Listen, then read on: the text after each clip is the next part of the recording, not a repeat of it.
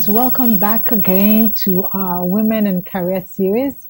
You are welcome to our guest series, which we have been doing for a couple of weeks now. I am super excited to introduce today's speaker. Before I do that, just make sure you like our video. If you haven't subscribed, please subscribe. And also don't fail to join us on our Facebook Live event, which is May 17th. That is also going to be another great one. So you better go back to our Facebook page, Women in Career, and check us out there. So today's speaker, I am super excited. I guess you can see where I am. I'm here to meet one of Africa's international business leaders. She is a transformational business game changer on the continent. Really someone I admire. You know, I can go on and on. She's a co-founder of the Executive Women Network. That's a group of people that mentor and grow women in their careers here in Ghana. She's also an international speaker known for her TED Talks in Houston and Accra.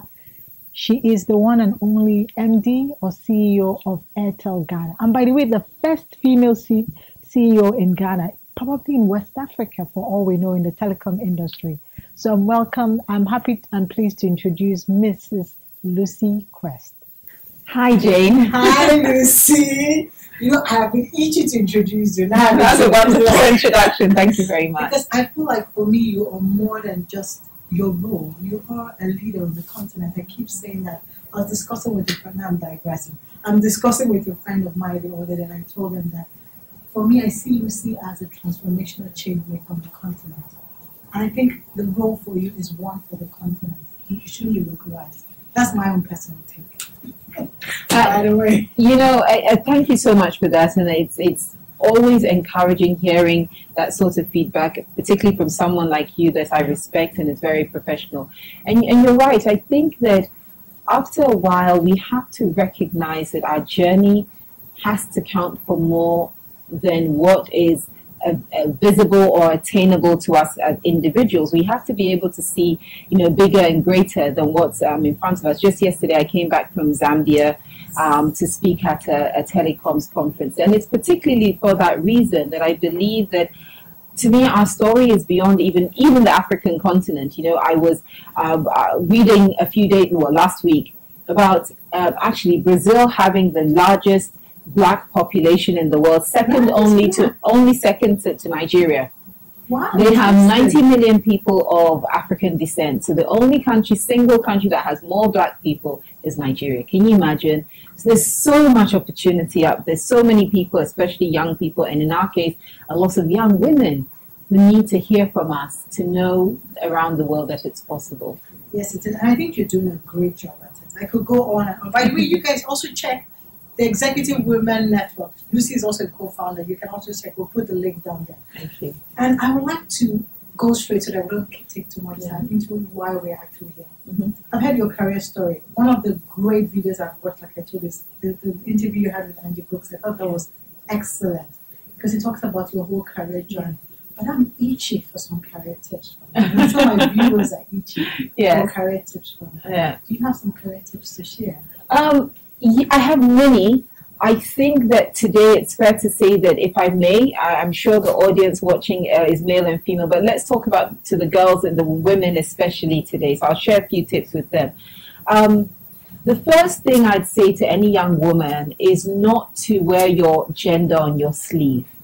Interesting. You know, we become very conditioned, and we're reminded, particularly in many cultures, maybe particularly in African cultures, that because we are girls and because we are women, our place in the world professionally and throughout life is relatively defined. That in and of itself isn't an issue. The real issue is that when we wear it as a badge, then the limitation is actually created by us and not by the people around us. So we've limited our mind. Exactly, because we buy into a narrative that says, because I'm a girl, because I'm a woman, these are my limits. Remove those limits, because the only one placing the limits on you is yourself. If you allow gender to be a reason why you can or cannot do things, think of yourself as a person first, with hopes, dreams, aspirations, ambitions, abilities. Person first. Being a woman is part of you. It is not all of you. I love that being a woman is part of you. I think you're a great example. I listened to that video, the session you had with Angie. Mm-hmm. You talked about going all the way from working in the factory Yes. for Ford to all the way aspiring, and you just kept pushing yourself. And I think that's where you just look at yourself as a person and you go for your dreams. But I'm sure you have motives. No, absolutely, absolutely. I realized that sometimes, at least for me, and if it's not the case, and it's a tip that I'm giving people, develop enough fear of giving up. I have to listen more. You see, I spend time and I think and I reflect on my career, and I remembered that I found myself in so many situations professionally that I didn't like. It's also as though every single thing I did I thoroughly enjoyed. So some will be uncomfortable. There have been many uncomfortable situations. If I specifically use the example of when I was at Ford, I was a young school leaver.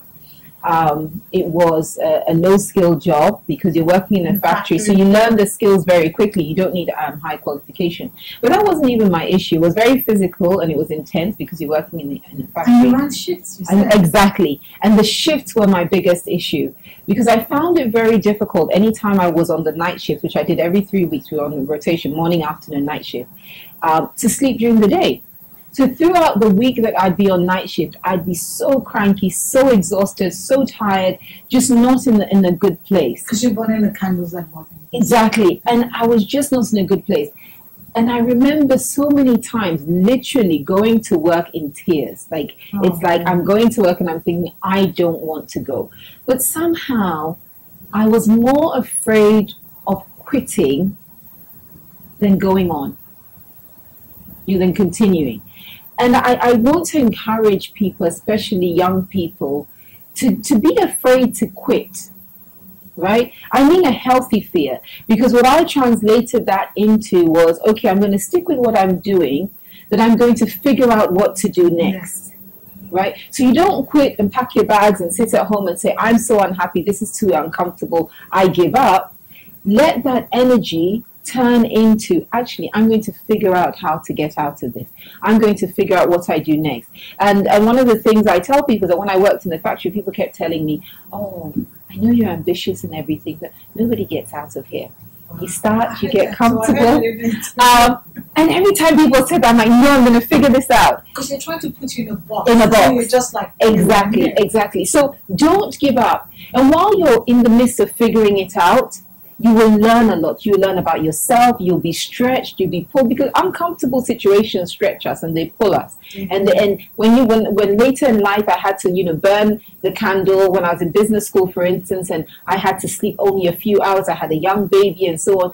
I had figured out how you manage the nighttime if you had to do it at night and day. It's exhausting. But this time around I was able to manage it. So develop a healthy fear of giving up. Let giving up be more difficult for you than it is to keep going. And that's what you need to do. Keep going no matter what. To keep showing up. You must keep showing up. Keep showing up till the story changes. You'll figure out a way, but keep showing up. I think that one is for me, actually. I love what you said. That is for me. Yes, but it's interesting because I want to also go back to your time in Ford. I know when you spoke at the other session, you talked about determination, things like perseverance. And I think Ford is one example where you showed your determination. Yes. But you've gone your career far and look, you've moved from different industries. From Ford, you went to the bank, investment bank, to the telecom. And God knows maybe the next one, I don't know, sorry. I don't know, World Bank, UN. Yeah. And I keep asking myself, for someone that is, it's like I'm trying to say, can I open your mind and just know what drives you? You mentioned determination, but for me, determination is predicated on something else. I am fundamentally driven by the belief that we can do well, not just for ourselves, but for the people around us. And that's a very simplistic statement. And I stated it that way because at least when I started out my career, that's how I used to think about it. I'll do well and other people will benefit from it. As you mature and I've grown and I've learned and I've been exposed to different situations and opportunities, I realized that what I'm really trying to articulate is the fact that business can do good, right? The platforms we find ourselves in that we are able to attain because we are driven in our careers and we succeed in our careers, and that success is recognized, provides a platform for us to do greater good.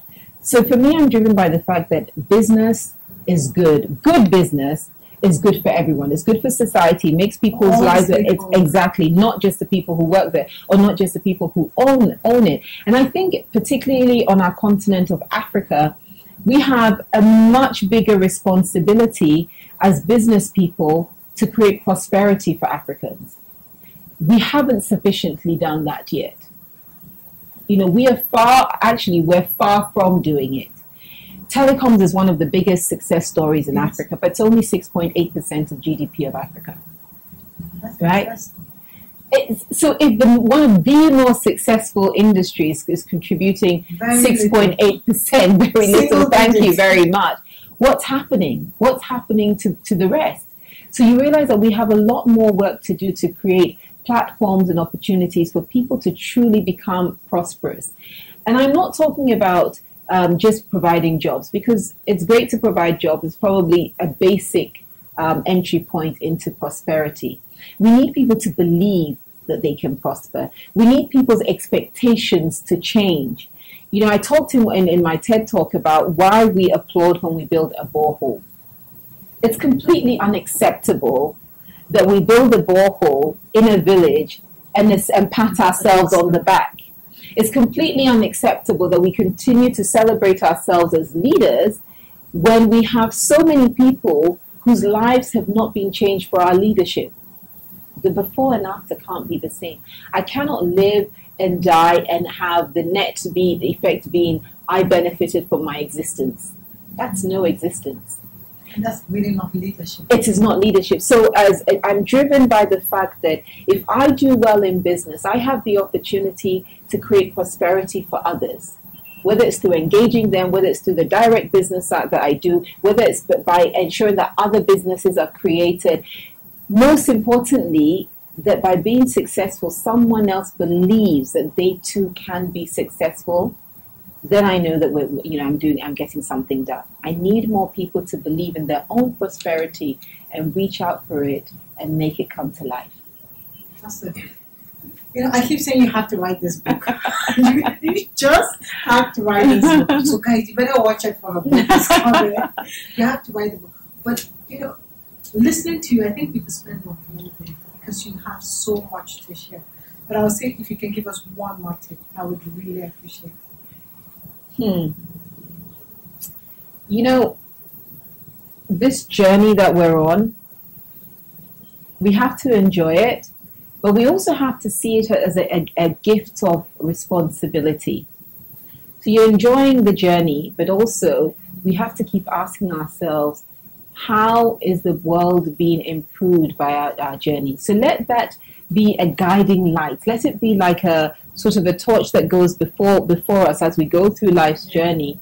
And then everything else falls in place. Because if you see the life's journey as an opportunity to make a difference, and it doesn't have to be a grand difference, it could be small. What happens then is that all other things fall into place. You'll be more determined.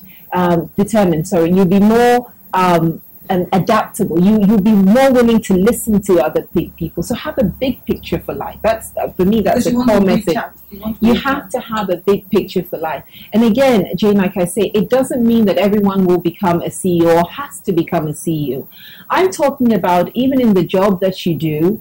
There are people in your village who need you. Influence, yeah. Exactly. There are people right there in your neighborhood that you can inspire. You know, that child of the orange seller on your junction, you know, say hello to them once. You'll be surprised that those children may walk away with something from you that you will never have been able to give to them if you hadn't stopped. I'll leave you with this thought. You know how I go to schools and I talk about STEM. I'm passionate about STEM because it's about accelerating our development. We need speed, and technology gives speed to development. And one of my sales guys, true story, he goes into a shop, in a local, small shop in Dansuman to buy things. Yes. And he sees these two little school children. And he comes and tells me his story. He says, you won't believe these two children were talking, and they said, you won't believe who came to our school today. And the other one goes, so she says, this lady, she said she's CEO of Airtel. True story. And he goes, she's just this little woman, and she came and she said she's running this. It's so unbelievable, but she was very good. And I thought, wow, right? I don't know what this child's name. They were in a large classroom of children, but this child has taken a message home to their friend, who may tell another friend, or to their household. Don't underestimate the impact of your presence. And I think you also have created an impression in the child's mind. I would say we're here today because of the people's shoulders on which we ride on. Exactly. And yours are one of the shoulders. I think for us, for me personally, you have not just cracked the ceiling, you've broken through a door, and you've given people reason to dream. I love that. I want people to dream. So if I can give people reasons to dream, absolutely, any day, call on me, I'm there. So I want to say really big thank you. I am really so grateful. This was a wonderful session, having this time with you. And I'm sure the viewers, they will be coming with their questions. So please, we will come back with questions. Please do. I look forward to them. Please do. I mean, questions give us opportunities, not just to respond, but to grow and learn. Exactly. So thank you once more. Thank you.